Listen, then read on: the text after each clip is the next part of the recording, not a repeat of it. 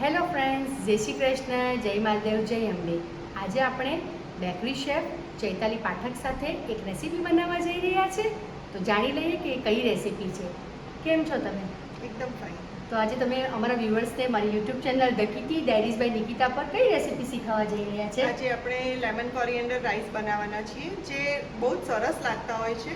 અને એની સાથે તમે કોઈ પણ કરી છે કે કોઈ પણ ગ્રેવી, ચીઝ ગ્રેવી છે, મેક્સિકન ગ્રેવી છે, ઇટાલિયન ગ્રેવી છે, એની સાથે કોમ્બો કરી અને તમે એ રાઈસ ખાઈ શકો છો. વન પોટ મીલ કહી શકાય ને, એટલી સરસ એ રેસીપી છે.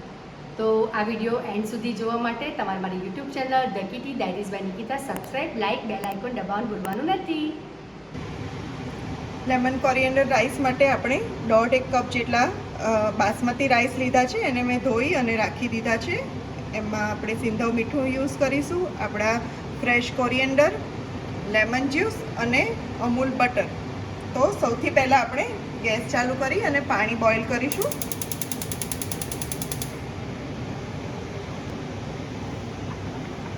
એક સ્પૂન આપણે એની અંદર આપણે નમક નાખી દઈશું.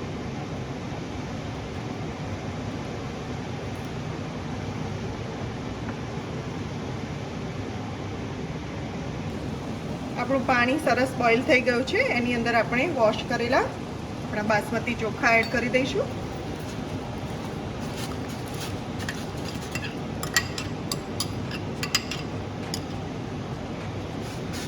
અને એને બરોબર ઉકળવા દઈશું.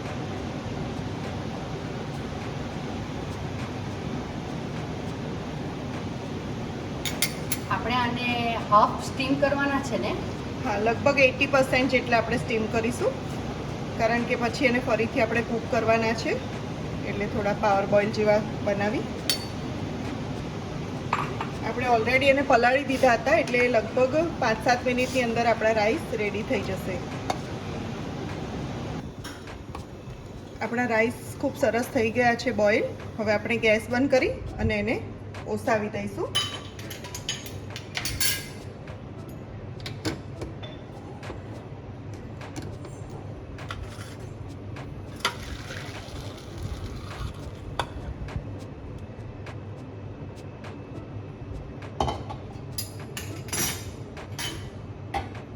એમાં આપણે એક સાદું ઠંડુ પાણી એડ કરી દઈએ, જેથી કરીને એની કુકિંગ પ્રોસેસ જે છે એ બંધ થઈ જાય.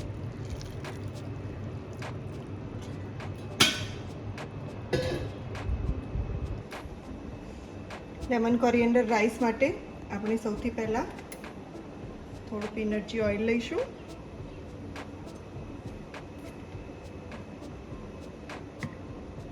એની સાથે આપણે બટર એડ કરીશું. આપણે જાણીએ જ છીએ કે બટર ડાયરેક્ટ એડ કરીએ તો બટર બળી જતું હોય છે. તો એના માટે આપણે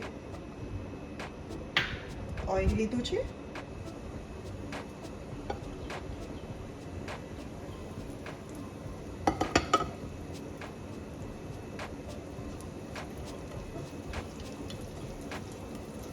ઓઇલ અને બટર ગરમ થઈ ગયું છે આપણું, એટલે આપણે આપણા જે કૂક કરેલા રાઈસ હતા એ એડ કરી દઈશું. એની સાથે જ એની અંદર લેમન જ્યુસ એડ કરી દઈએ અને બરોબર મિક્સ કરી દઈશું એને.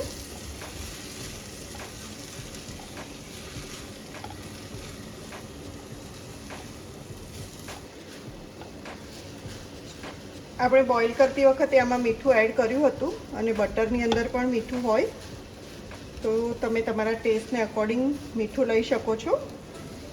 આપણા રાઈસ સરસ ટોસ થઈ ગયા છે.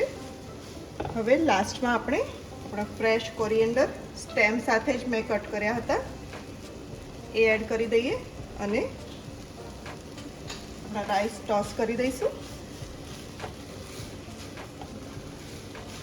તો થઈ ગયા ને ફટાફટ આપણા લેમન કોરિએન્ડર રાઈસ.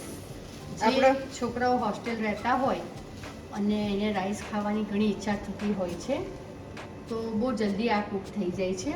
અને તમે કોઈક નોર્મલ ગ્રેવી કાં મેગી મસાલો પણ ઉપર નાખીને આમાં ખાશો તો પણ સરસ લાગશે. તો જરૂરથી આ રેસીપી ટ્રાય કરજો. જે રેસીપી ચૈતાલી પાઠકની છે, અને આ વિડીયો એન્ડ સુધી જોવાનો છે the Kitty Diaries by Nikita. તો હવે આપણે રાઈસનું પ્રેઝન્ટેશન કરી દઈશું.